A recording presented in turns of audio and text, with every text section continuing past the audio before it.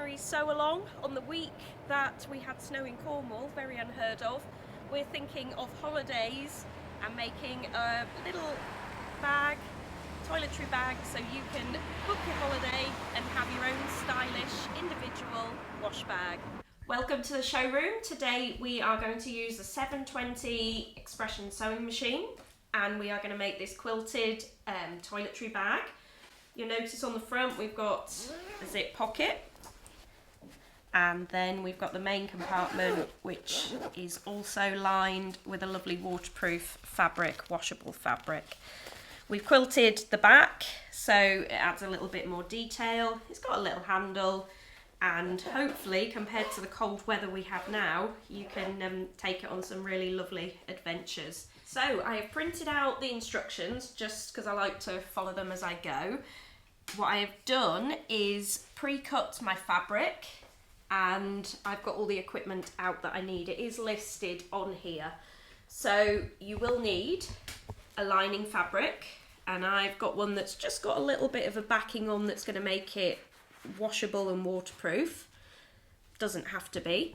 I've got 2 zips. You need one that's at least 30 centimetres, one that is at least 50. The longer the better, and you'll see why when we actually make the bag up. I've pre-quilted a front panel for the pocket. You don't have to, it can be plain fabric, but I've done that ready.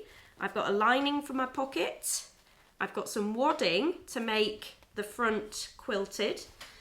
I've got the lining fabric as I've mentioned, I've got the main outer fabric, and I've got the wadding because I want to make the main outer quilted just like I did on the sample.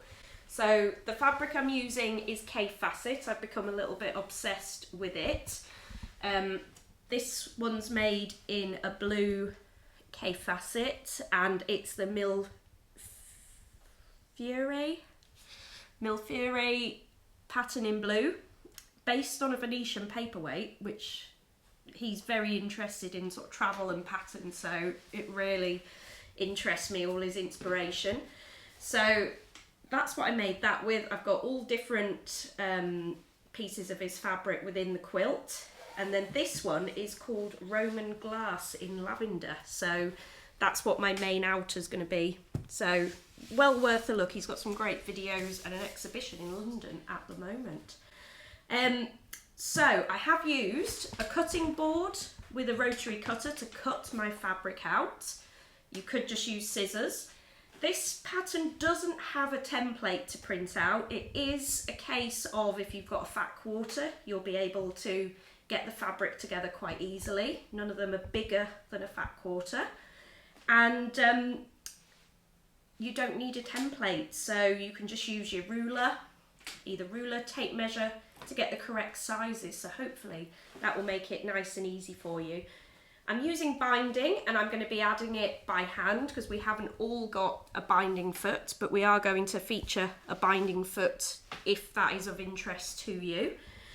And clips, pins, there's definitely sections where clips are more usable and easy, but pins, I've used a lovely King Tut variegated thread, which you'll see on the cone stand here, but hopefully you'll see how it makes a really lovely effect when we're using that on a lot of the top stitching.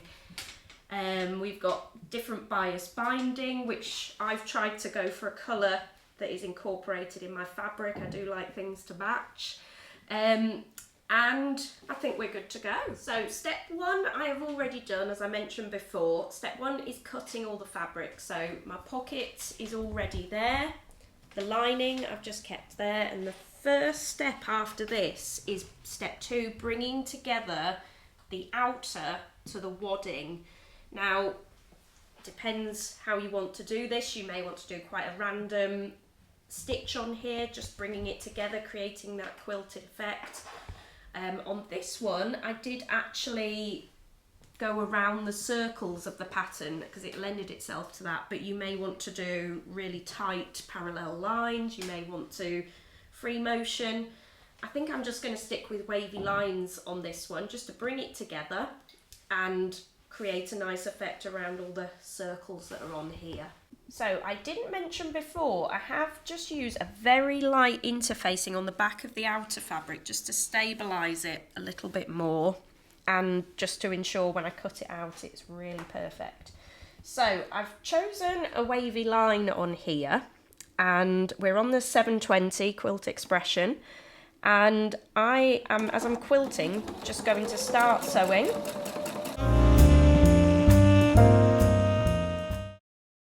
And I'm just going to do more random lines across my fabric.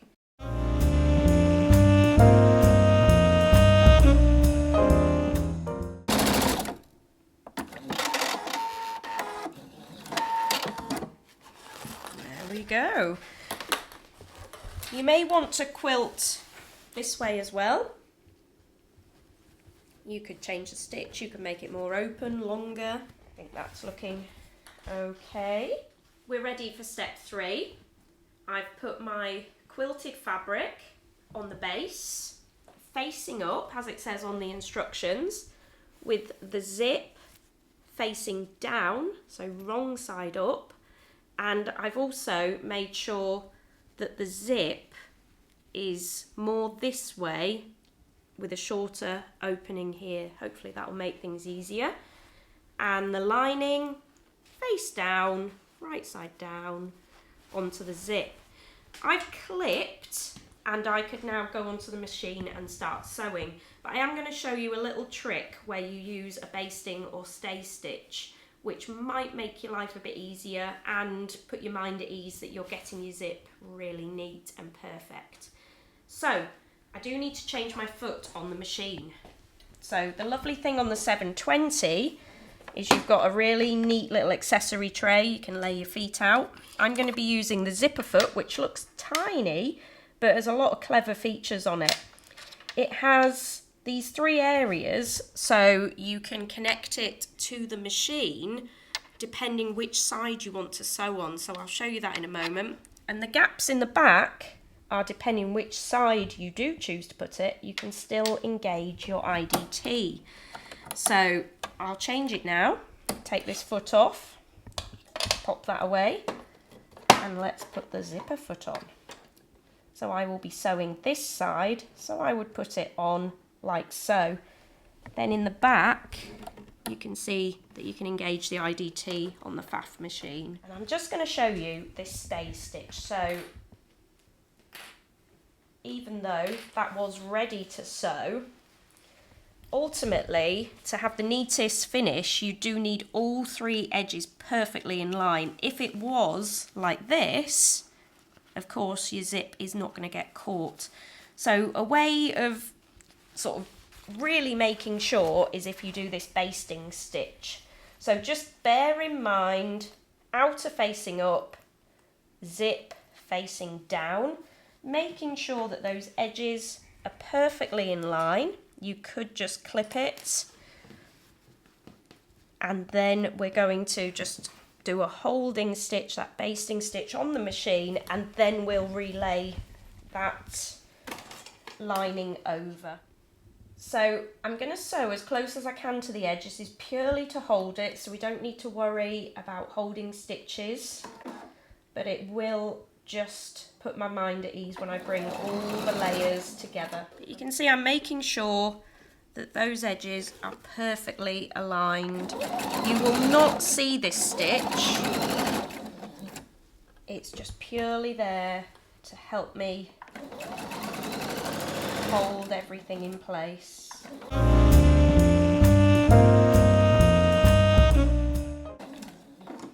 And cut.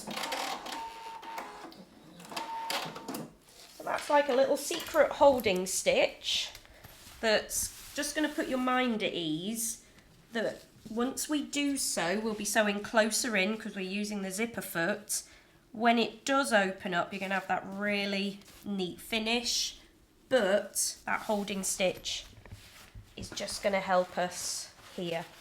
So I didn't mention before, this is the shorter of the 2 edges, the 43 centimetre edge, leaving the 49 centimetre edge that way. So your lining, just make sure it's the correct way round. It's the identical size to the outer, and it's the 43cm edge that joins up here. So because we have sewn that together, the clipping, we're just really making sure that the lining is in line with everything. So I can see the zip there. It's lovely bold purple. I'm going to clip along.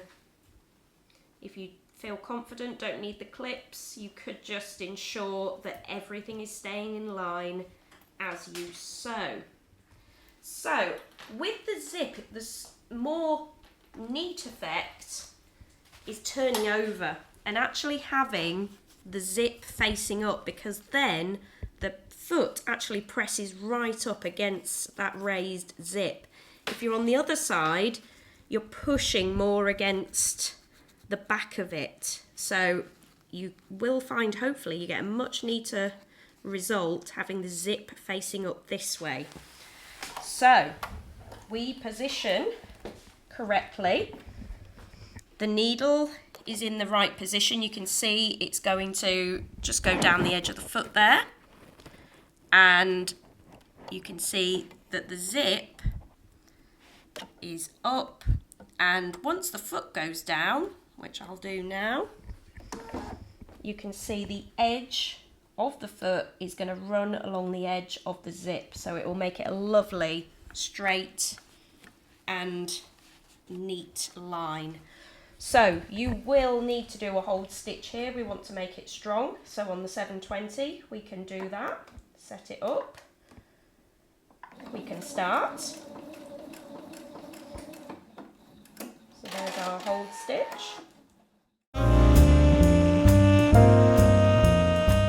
Cut. And when I take that away, you can see, as I mentioned, the holding stitch is there and it's going to disappear now when I open up. The zip is in place. The lining is in place and we don't have any ugly seams showing because it's all hidden within there. And we will press that open and we can top stitch that down in place so it's lovely and neat and nothing will roll out of place or get in the way of the zip if we do a top stitch. So that's worked really well.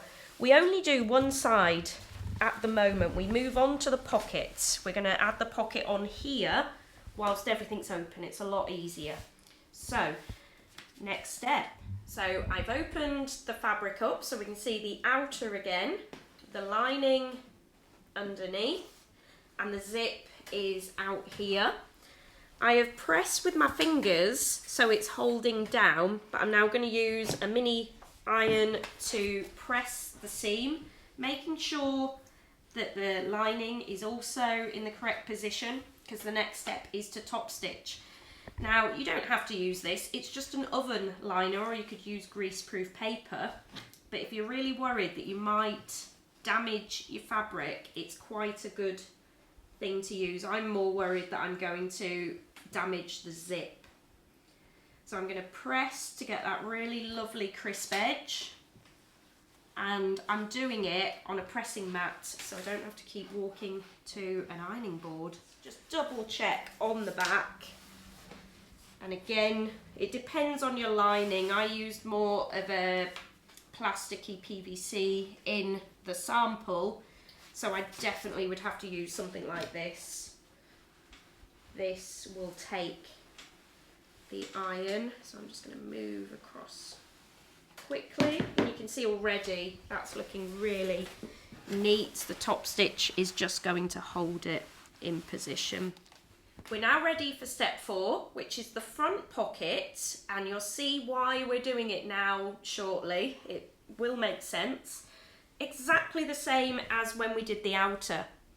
Right side facing up, right side of the zip facing down. I've already done a basting or a stay stitch just to hold that in place. Makes me feel confident that nothing's going to move there. And then right side of the lining down like so. Again, make sure everything's aligned at the top. Your edges are aligned, and you can clip or you can pin to just be really sure nothing's going to move. So again, I'm going to flip it over. It looks busy because it is quilted and I've used a quilter's grid, but that's just the back of the outer, and I will be able to put the foot against that zip. I've changed my foot back again to the zipper foot. It's all in position.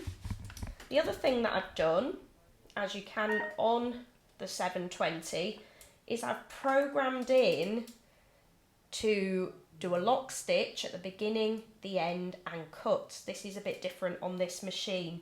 So if you do have an expression model, you could do this as well. So we're on a straight stitch. I'm going to take that away. So as soon as I press start, it will go into that motion for me. There's my hold stitch. I'm going to take that clip out, and when I press go again, it will just carry on. Every time I start and stop, it will just carry on until I ask it to finish. So I'll show you that.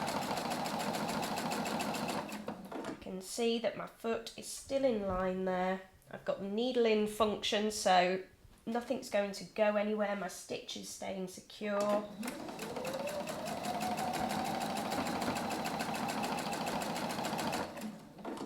Close to the end.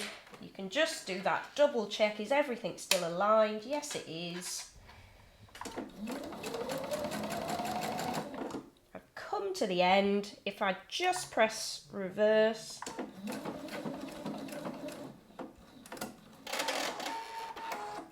it will do that cut off. I could have just pressed reverse as it was sewing, but I had already stopped it. So you can see again, the hold stitch is just there. It's going to be hidden in the seam. We open up. We need to do exactly the same again. Finger press, you might want to do it this way first. There we are. So the zip is in place. The next thing we're going to do is create the bottom of the pocket. So we turn it back inside out as it was. So even though we've pressed, we're going to turn it back through. It's just stuck a little as it is a coated fabric to be waterproof. There we go. So the pressing's to help me along the lines. It's already been pressed. We're going to bring these edges together, and we are going to join that just with our normal 1 centimetre seam. And then we're going to turn it through at the wadding. Okay, I've clipped the bottom, so I can now pop it on the sewing machine. So I'm bringing the bottom together of the pocket. I'm going to use the 1 centimetre seam allowance, line up with the 1 centimetre down here, and just make sure those edges come together neatly.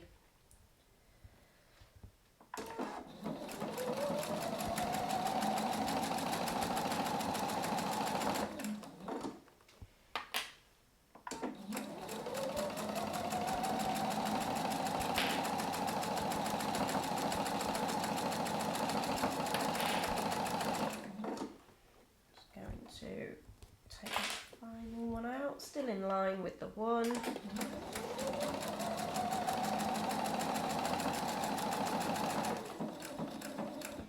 And do that holding stitch. And there we are. So now this will be hidden away. We're going to turn this through. But as it mentions in the instructions here, we're going to just double check that the wadding is going to fit inside. So I can see we've got 1 centimetre each side, and we've got a tiny bit of space top and bottom, and that's going to allow us to quilt the pocket, just give it a bit more strength as well. Turn this through. Luckily, because we ironed before, the top should be sitting really neatly. and the two ends are going to be open, which is not a problem because they get trapped into the seam later on. You can see I've got the wadding through. I'm making sure it's sitting nicely flat and not curled up in any way, and it goes the whole way across, and we've got a centimetre gap each side. That's just to remove a bit of bulk from the seam. If you wish, you can give it a little press just to make sure everything's together, and if you have used a fusible wadding, that will fuse it in place. First step of quilting the pocket, I am actually going to do a top stitch in exactly the same style I did on here, just to make things match and look similar. So I've selected the triple stitch, everything's set and ready. I'm lining my foot up with the edge of the zip. So away I go, and this will obviously be more obvious than the rest of the stitches, but will then match the main opening.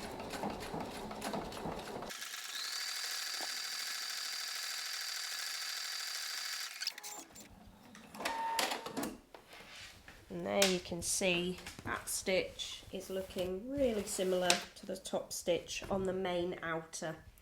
The rest of the stitches I'll just do as a single row of running stitch. So I'm just going to use the edge of the foot to do equal stitching rows across, normal straight stitch, so it won't take as long as that top stitch did.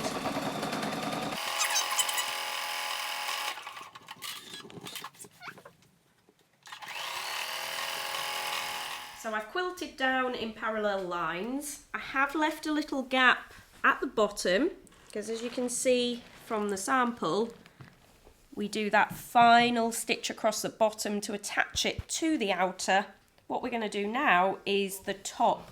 So we've chosen to bind it with bias binding so that we keep things very flush. When we open the pocket, we've not got lots of extra bulk. So we're just going to use some bias binding. We've got this here. It's come off the roll. So I'm just going to give it a press. Giving it a press heats it up and makes it a bit more pliable.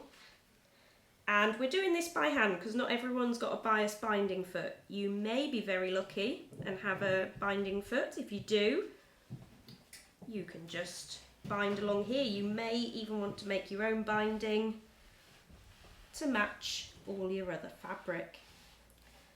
So this is a 1-inch piece of bias binding. We've pressed it, so it's now holding that position, and we're going to just sit it onto the zip. I could put it all the way to the edge of the zip, but that would be too far in and it wouldn't look neat. So I'm just going to position it so we get an equal distance. I'm going to just make it central. It doesn't matter as long as it's not starting here, because that centimetre will be lost in the seam. To pull it out slightly, as I say, and I'm going to clip it, or you could pin it, and then I'm going to stitch it using the zipper foot, because it will give me that extra space and neatness along there. I'm going to stitch closer to this edge so it holds everything down, and then when I actually stitch it to the outer, I'll be stitching here to create what looks like a twin needle effect to hold that pocket on. And hold. And there we go. We've got that stitch all the way along there. So we're now ready to think about joining it to the outer.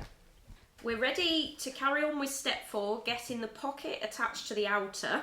So it takes a little bit of measuring. You might want to just fold your fabric in half and find the halfway, or you could use a tape measure or ruler.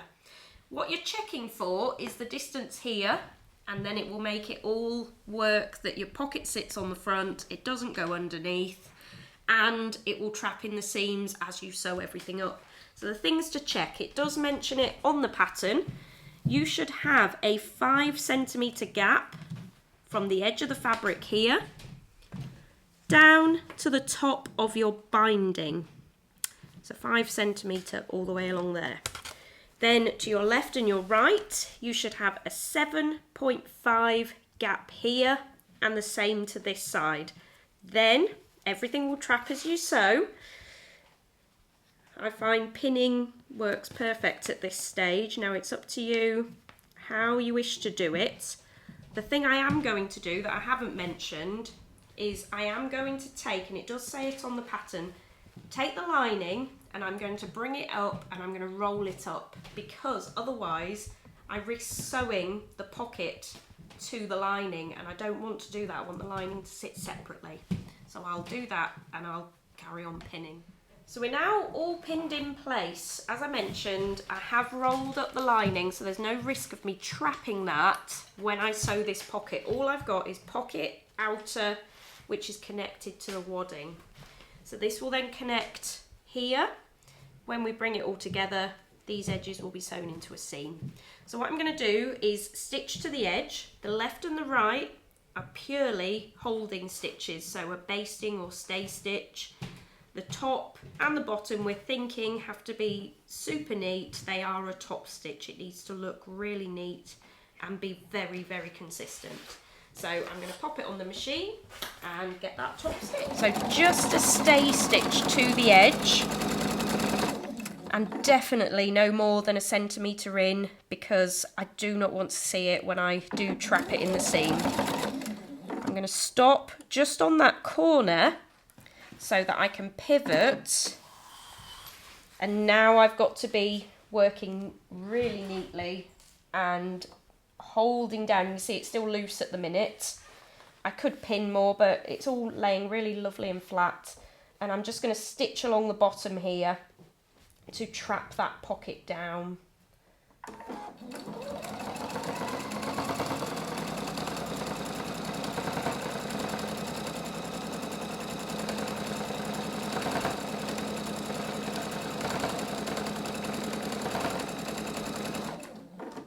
You can hear the machines just going straight over. We've got quite a few layers of fabric there, but we've got the IDT. It's coping well and going over the thick fabric. So I've got to another corner. I'm going to put that foot up. I'm going to pivot again. And it's just another stay stitch to the edge.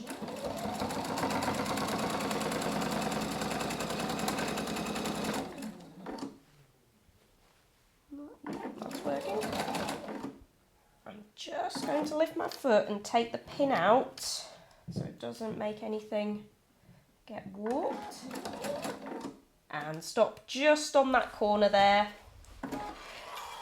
and then I'll be doing the last neat top stitch along the top. I could, as the machine's got the function, I could do something decorative here. It could be flowers, little cars, but I'm just going to stick with the top stitch.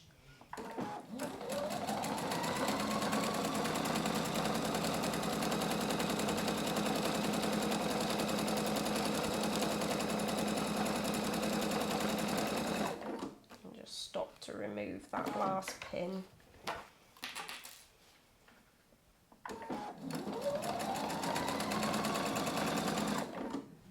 That's fine. Reverse. Tile. There we go. Sorry, the thing I forgot to mention before you put your pocket on, make sure that your zip is ever so slightly open, so that when you do stitch over the top, you are essentially stopping it so that the zip cannot go past that, and that is what will hold your zip. Once your pocket is on, you are at the end of step 4, so you can now cut off any excess zip and binding. This will all go into the seam, so as long as that's gone, it's out of the way. You can unclip your lining, because that's been kept safe there, and bring that back down. We are now ready for step 5, so we are going to be essentially adding the other side of this outer to this side of the zip to make the shape of the bag. So, zip at the top, outer facing up, and we're going to worry just about the outer first. And I'm going to do that stay stitch again because it does just put my mind at ease. If you want to skip that bit, you could just bring the outer up that way. And the lining, again, it's face to face, just like the outer was on the other side. Bring it up, make sure everything's laying in line at the sides. For instance, if it was twisted a bit, you're going to get a twisted wash bag. So edges meeting, top meeting. So all three edges in line, no wonky, no one higher than the other. But as I say, I am going to do that stay stitch just to put my mind at ease that the outer is in line with the top of the zip. I have now stay stitched along the top and I've clipped together the outer, the lining, the zip, but you'll notice this time you've almost got two halves, but that brings everything up to the top. I'm going to follow all the same rules as step 3, where the zipper is facing up, so my presser foot will sit right next to the zip, and I'm going to sew along as I did before, and that will give me a consistent zip. Step 5, we've now sewn along the top, so our outer and lining are attached to the zip. So I found the easiest way to turn it through is actually unzip the zip, and then you can almost flip it through.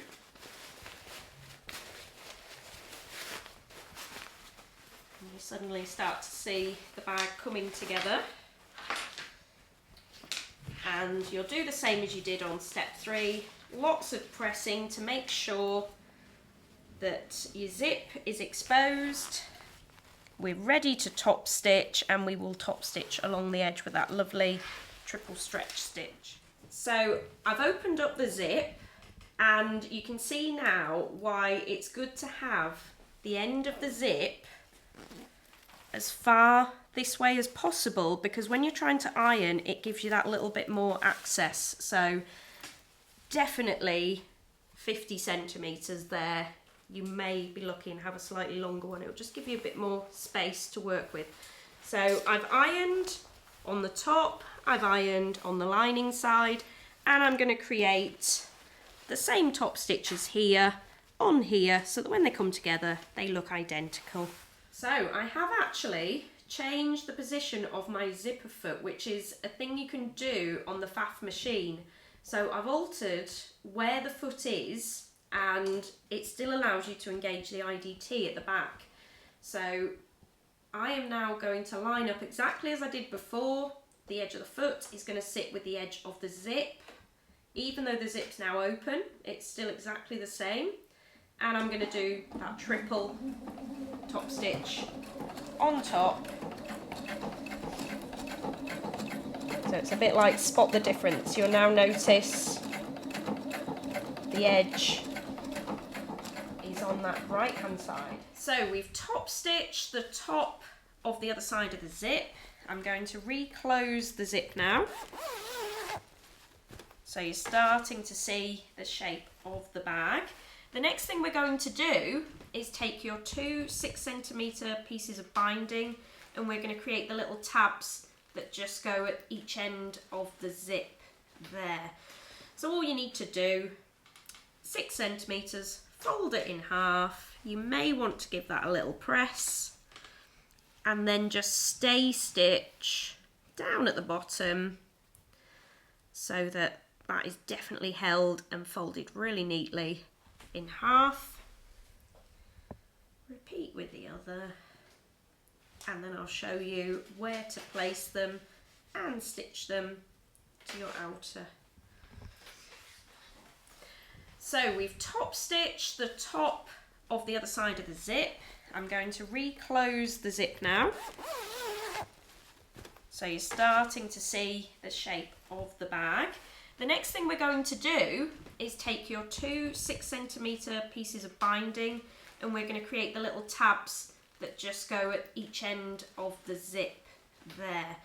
So all you need to do, 6 centimetres, fold it in half. You may want to give that a little press and then just stay stitch down at the bottom so that that is definitely held and folded really neatly in half. Repeat with the other, and then I'll show you where to place them and stitch them to your outer. Next stage, we've just sewn a stay stitch onto our little tabs.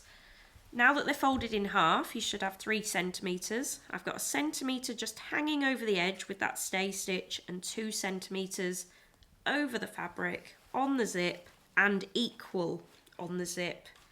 So the thing you must make sure, again similar to here, the zip is ever so slightly open because this is where we're going to hold that zip together and we don't want it trapped out here. So again, 1 centimetre off of the end, make sure the teeth are coming together. 1 centimetre hanging off the edge, we're equal here. We're using that top stitch as a bit of a guide.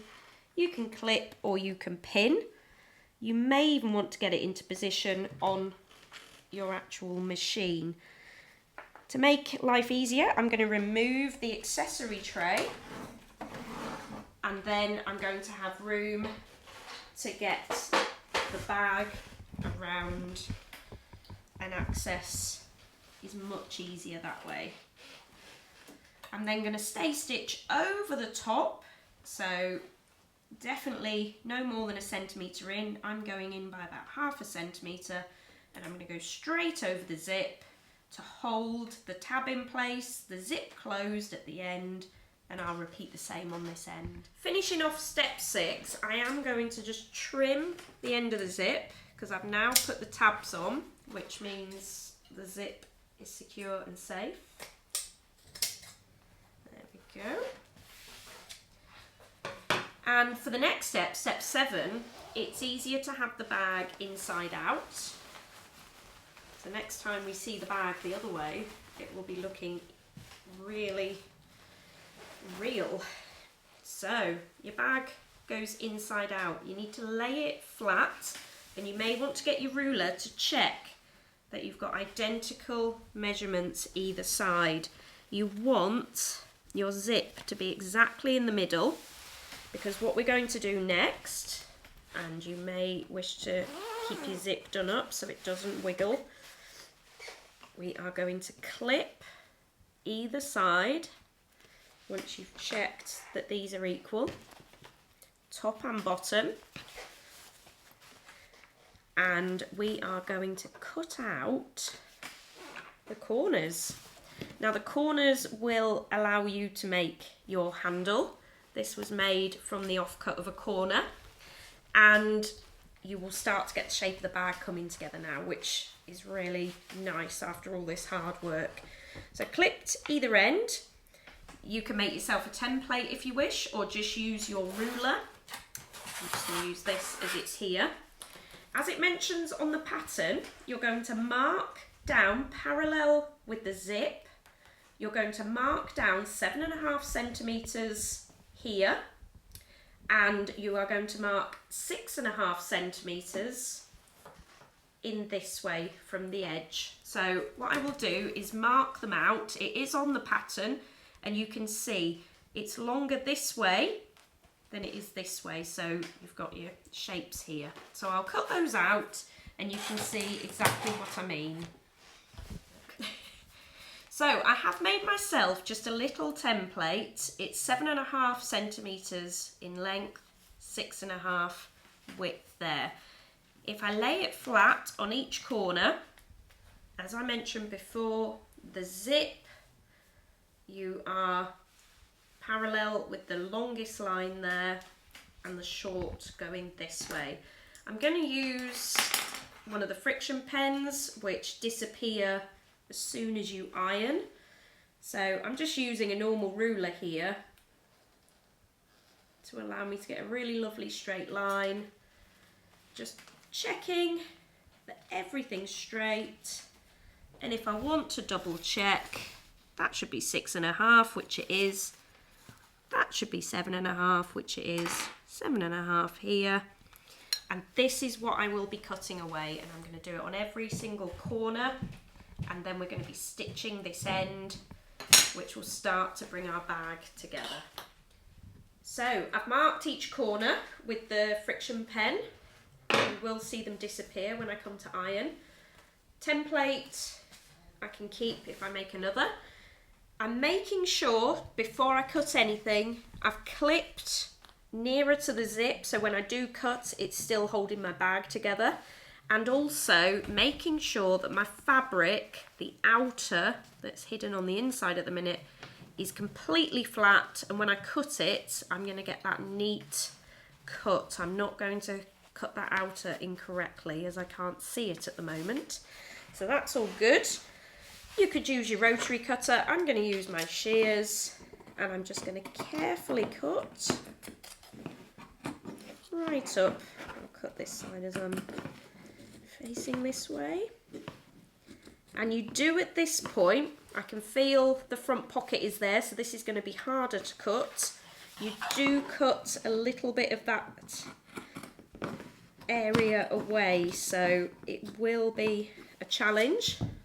These corners, just really carefully make sure you remove it like so. Keep hold of them. It does say in the pattern, keep hold of them. You can choose the one you like most to make your handle with. You've got pieces of lining, which might come in useful for other projects.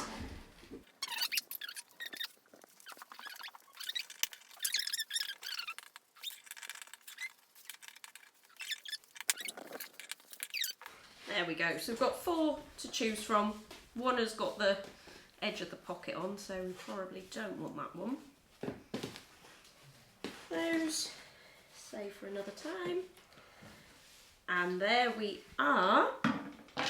Now again, stay stitch or baste the edges. That's going to hold everything in place so that when we do bring them together, we don't risk leaving out any of the edges. So I'm just going to unclip. You may wish to keep your machine with the accessory tray off. See how you feel. Of course you can unzip a little bit if you think that gives you a little bit more space.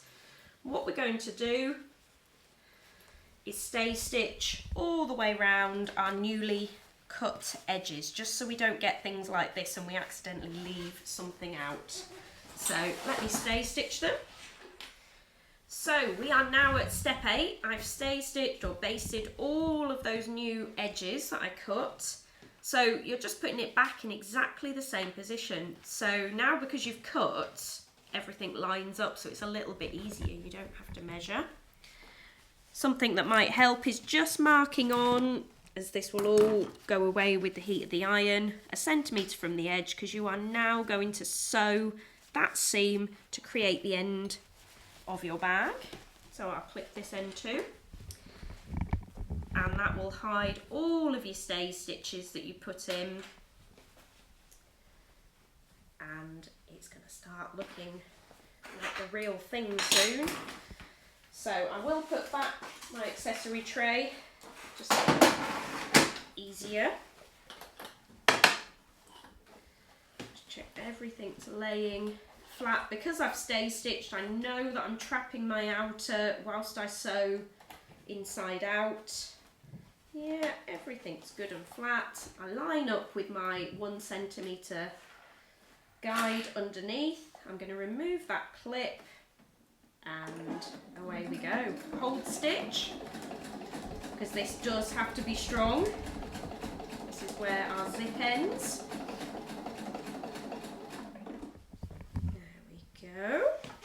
And now the next piece won't seem so strange. This is how we make it into the bag shape, so it is starting to form the correct shape. Something you may wish to do, I'm going to add on the binding here, which will cover up all these horrible raw edges, but once I've put the binding on, I am going to do a top stitch just to hold everything down in place and make it neater. So this is where you use your binding again, neatly across here. Doesn't matter too much about the ends because they will get hidden in the seam. So I have sewn up both ends here. This end I've already clipped a bit shorter.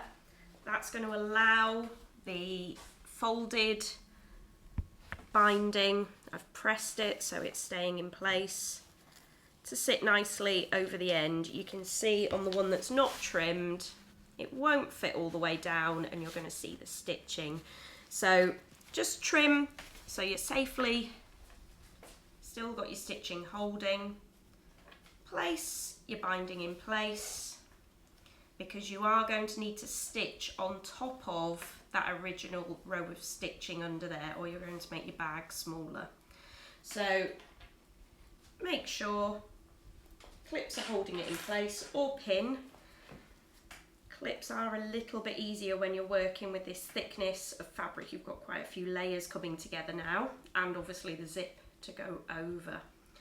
So in place, if I just trim this end off, I'm actually cutting along where the stay stitch is. It looks like I'm cutting something I shouldn't.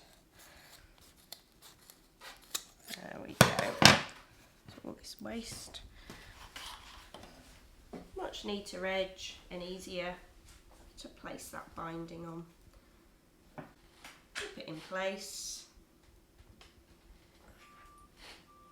And this one, as I've said before, doesn't matter about these edges because they will be covered by the binding at the last stage. Place it under your machine. Just double check where your row of stitching was, because you need to have your needle in line with that previous seam so that you don't make your bag any smaller than it should be. So when you're lined up, I'm going to just move my binding ever so slightly. So I want that row of stitching nearer the edge of the binding. We're good to go.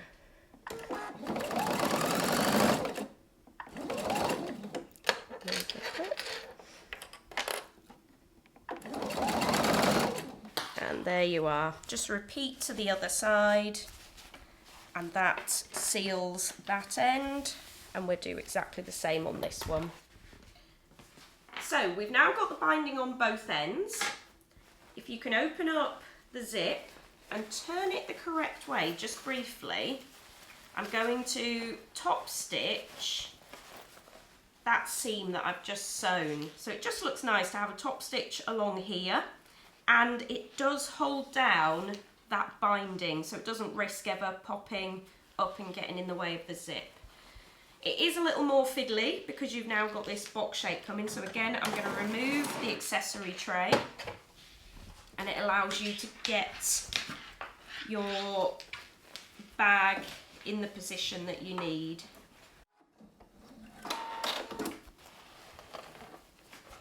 Go carefully underneath, and your top stitch is done.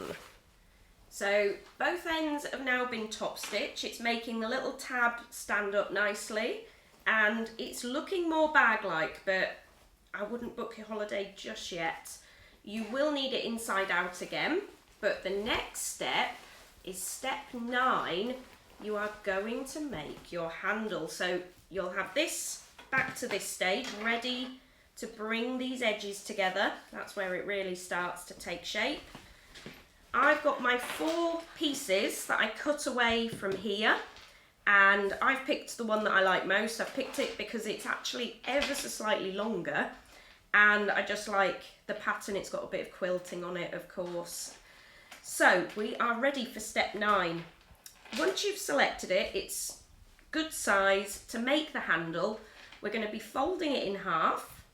We sew our seam 1 centimetre from the edge, and then we turn it through. Then we can use the iron press it and create that nice handle. You can see lengthwise it's going to be ever so slightly longer than the edge, so it does stick out just a little bit so you can get your fingers in.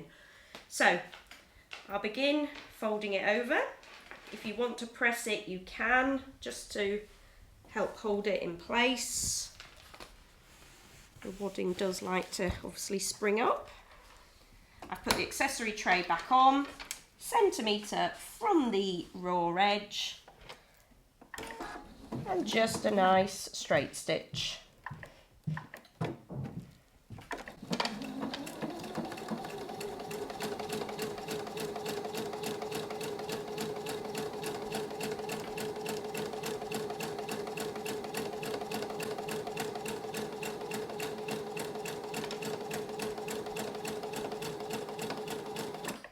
Now, what I'm going to do is just reverse this and leave my thread long, because then that makes it easier to turn through. So we've sewn 1 centimetre from the edge. I turned off the cutting mode on the 720 to leave a long piece of thread to hopefully make turning it through a bit easier. I am going to just trim this edge to take away a little bit of bulk. If you've got a bobbin, it does have an eye on which you could put your thread through, and that's a longer tool to be able to get through the handle. So I've threaded that, and I'm going to try putting it eye end down, because obviously it's not as sharp as the other. And I'm just passing the needle through the inside of the handle to get my thread out the other end. That's why I left it nice and long, longer than the handle. And then that should start to bring that down. You may find if your hands are ever so slightly damp, you get a bit more of a grip on your handle. Just help a little bit. And then when it starts to emerge, just pull it through, give it a bit of a wiggle, make sure everything's laying flat. You could just make sure everything's okay, it's looking equal, and then I'm going to press it, because that will really make it look better. You've got the centre seam, so it stays in that shape and just keeps the top stitch pattern coming through the whole design. I'm popping it in place, reselecting that triple stitch, and we're good to go again.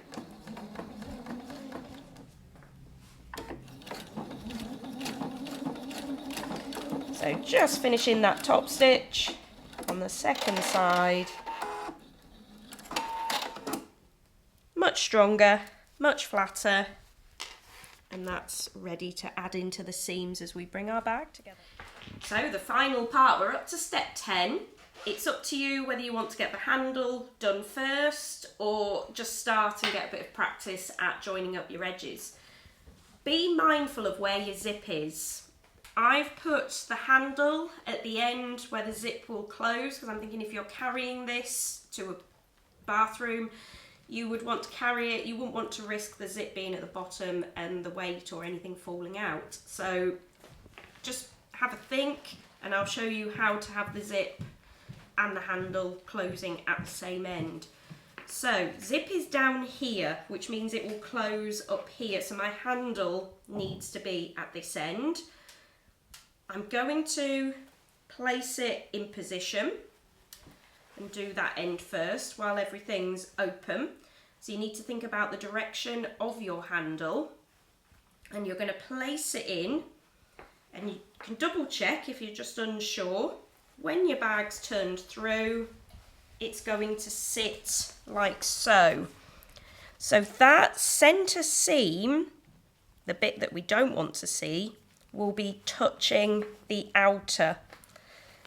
So when we're inside out, we've got the handle and we can see that centre seam showing. Just think about the amount of layers you're going to be sewing together. The machine can cope with it, but I've done it ever so slightly below so it doesn't get in the way of my zip. So that would be a position a bit lower than this join here. This needs to join like so. If you did want to do a stay stitch to hold that, that's absolutely fine. You may be comfortable just clipping or pinning. and then bringing together that edge where everything needs to align. Because you've clipped the handle on, it's still aligning, and your points come together. And you've just got to believe that if you do that on every 4 of the corners, you're going to get a bag. So just clip together. Because you did all that stay stitching earlier, it's not going to come apart. You are going to capture all the layers, and it's going to look great. So should be fine on your machine with your accessory tray. Just make sure that handle is safe. It's not getting trapped in anything. It's only trapped on this seam. And we're good to pop it under the machine. And you've got to remember we're back to that 1 centimetre seam allowance. So I'm lining up on the metal stitch plate there with 1 centimetre. I can now remove that first clip and I can sew my seam.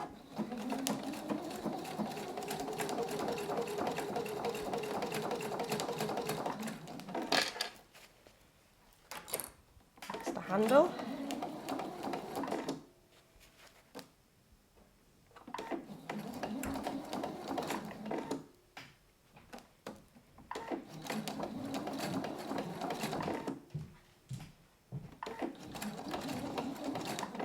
Double checking it is going through so many layers. I just want to make sure it is all correct.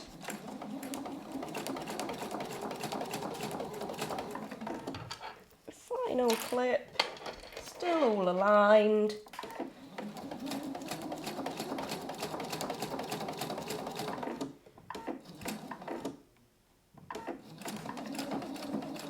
There we go.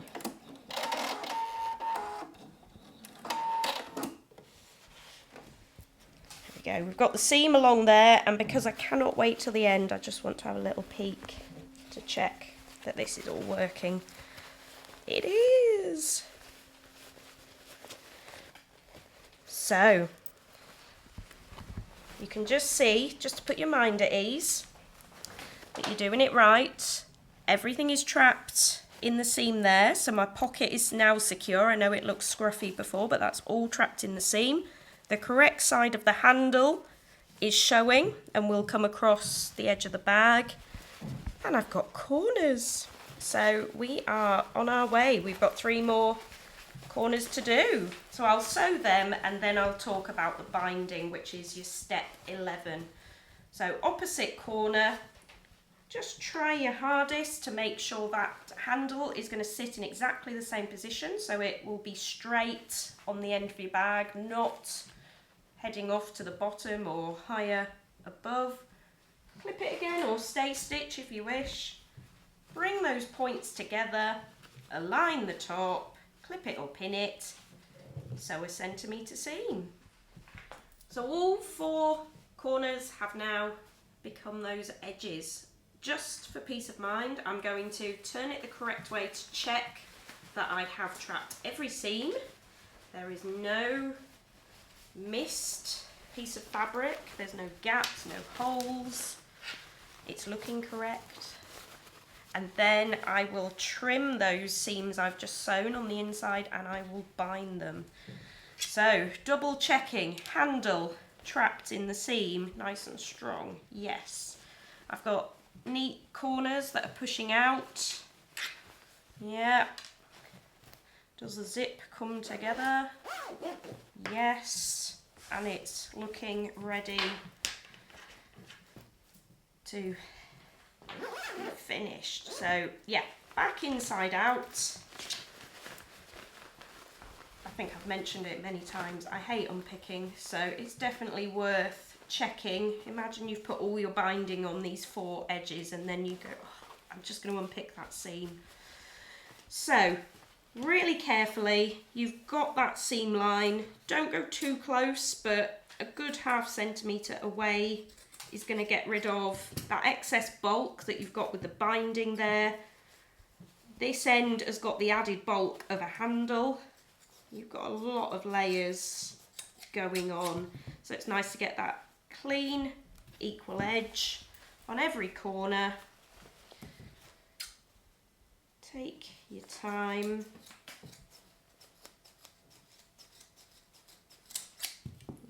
go. Always, you can trim a little bit, and if you feel especially that bulky area, you might want to trim a little more. That's fine. Once you've done all 4, it's the binding, the 4 pieces at 16 centimetres. You can see they're slightly longer than that seam, because if you are doing it by hand, I've already folded 1 in half. You may want to just turn that corner and give it a little press, fold it over and make sure everything is trapping in. There are ways where you can stitch the binding twice, but I'm trying to make it a little bit speedier, where you do just place it over. There are ways where you can open up and stitch that first seam, but this is only on the inside. As long as it looks neat, I'm happy with that. We will be stitching on that original seam that's under there.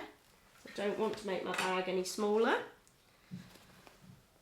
Make sure it's neatly at that end.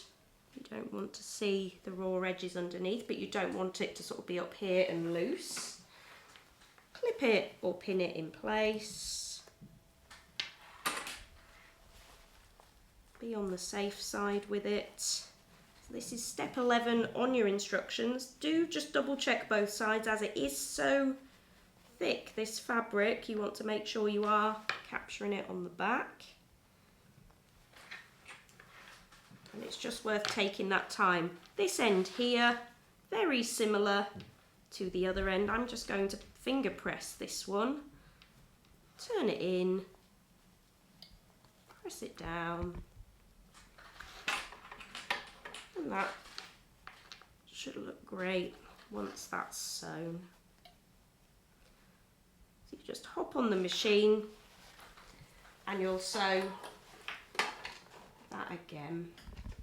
So the way of being really sure that binding is going to cover both edges is doing a bit of a stay stitch in the first place. So this pre-folded bias binding, as I've used it before, I'm folding the end and then just folding it in half.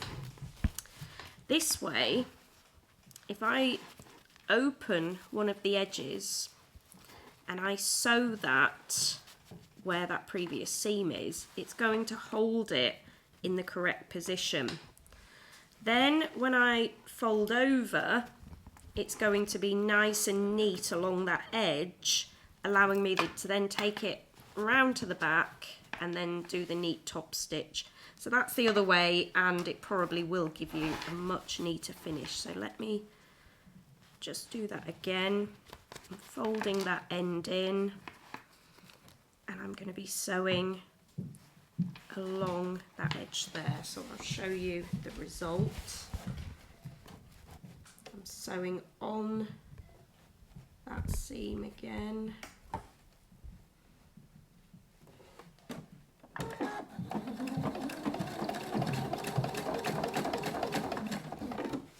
Check we're lined up. You could clip it, but I'm just checking I'm on track. In the correct position. When you get near the end, I'm just going to do that holding stitch.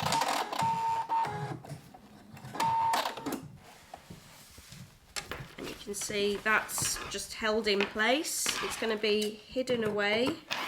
I'm just going to get rid of any of these little pieces of threads. Then that original folded line that it came with, you can see is beautiful there. If I then bring this over, I'm going to cut that a little bit shorter.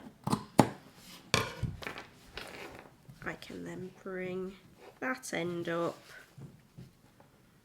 fold it over and bring it round. I could pre-iron that edge there. Just double check that it is covering the seam at the back, and then trap it on the machine.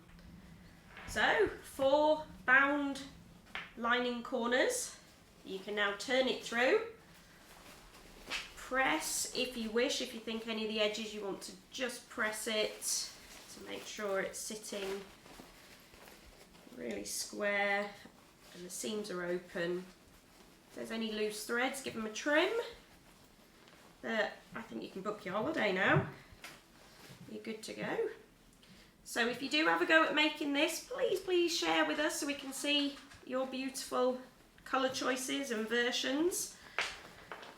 And you've got a few things on the instructions, places you can share it, how to share it, or if you're not feeling confident with that, just send us an email with a picture on. We'd love to see what you've got up to.